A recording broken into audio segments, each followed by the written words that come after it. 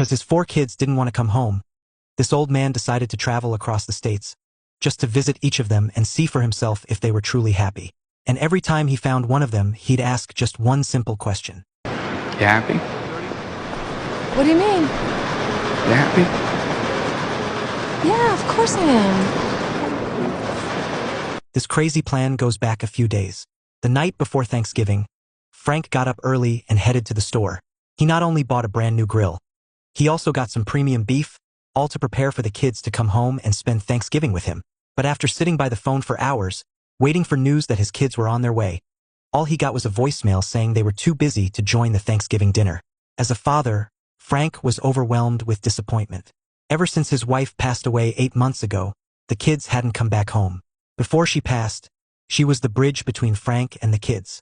They told her everything, but now, things were different. His kids rarely even called.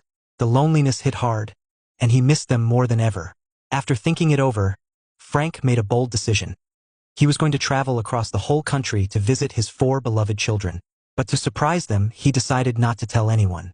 He wrote 4 letters to each of them, packed his things, made sure he had enough medication, and with one last look at the home he'd lived in for 70 years, he set off on his journey. But Frank wasn't sure how long he'd make it. Before retiring, he worked in a job that involved handling wire coatings, and years of hard labor left him with a job-related lung disease. When the doctor heard he planned to travel, he warned him to stay home and rest.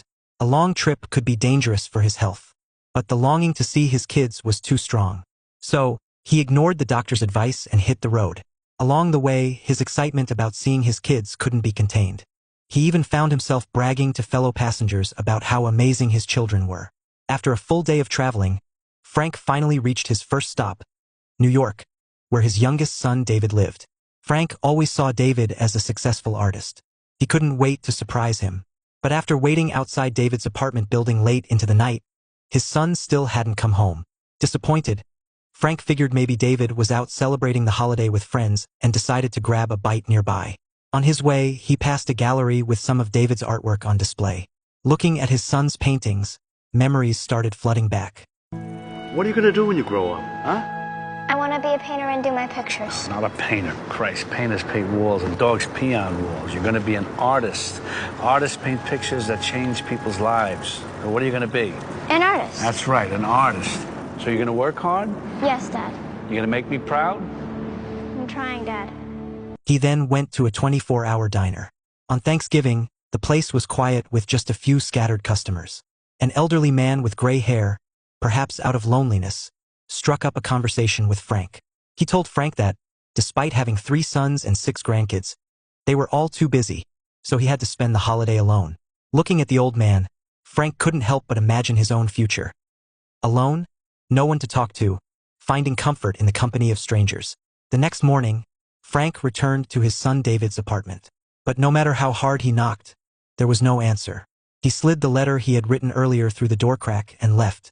What Frank didn't know was that behind that door was just an empty apartment. Frank's next stop was to visit his eldest daughter, Amy. In Frank's eyes, Amy was a successful executive living happily with her husband and son in a wealthy Chicago neighborhood. He rang the doorbell and to his surprise, he met his grandson Jack first. Jack was busy playing video games, and after a brief greeting, he told Frank that his mom was in the backyard. Walking through Amy's lavish house, Frank finally saw his daughter, the one he had been longing to see. Even though Amy was now a company executive, she would always be his little girl. Amy! Dad? But Amy's behavior was odd. She seemed genuinely happy to see him, but there was a nervousness she couldn't hide. Her loving husband wasn't home at that moment either. He didn't come back until late at night. At the dinner table, Jack's rude attitude towards his father made Frank feel like something was definitely being hidden from him. He asked if he could stay a few more days, but Amy quickly made excuses, saying she was too busy with work. So, the next day, Frank set off for the next stop on his journey.